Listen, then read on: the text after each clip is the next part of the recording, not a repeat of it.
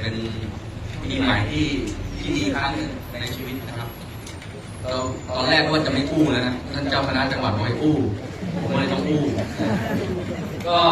ดีใจที่กลับได้เจอพี่น้องทุกคนผมมาที่เมื่อปี2562เป็นผู้ว่าการจังหวัดตอนนั้นบอกว่าหนุ่มที่สุดในประเทศไทยนะตอนนั้นอายุ46นะ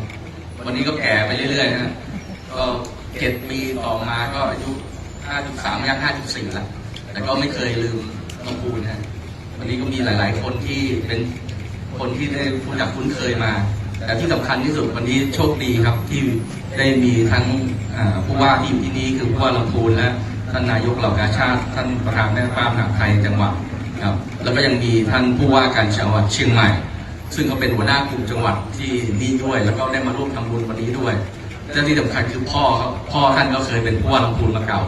ท่านเรียบนราดีศรนะครับแล้วก็มีท่านอดีตผู้ว่าลำพูนซึ่งไปอยู่ลำปางซึ่งน่าจะมีอะไรกับพระนางจามเทวีแน่นอนนะเพราะพระเจ้าอนันตยศและมหันตยศเนี่ยท่านก็ไปครองเมืองทั้ง2 เมืองนี่ก็มีผู้ว่าไม่กี่คนนะที่ได้อยู่ทั้ง2 เมืองท่านวิวัฒน์นะครับ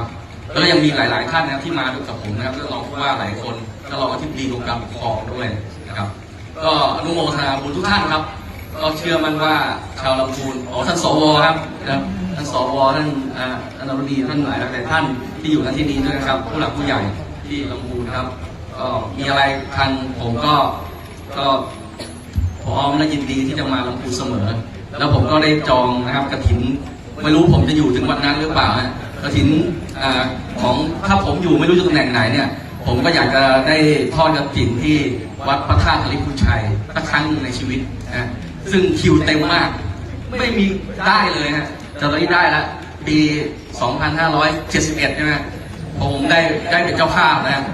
ผมไม่รู้วันนั้นผมจะอยู่ตรงไหนถ้าอย่างผมยังอยู่ตำแหน่งนี้อยู่ผมก็จะนำคณะกระทรวงมหาดไทยนะ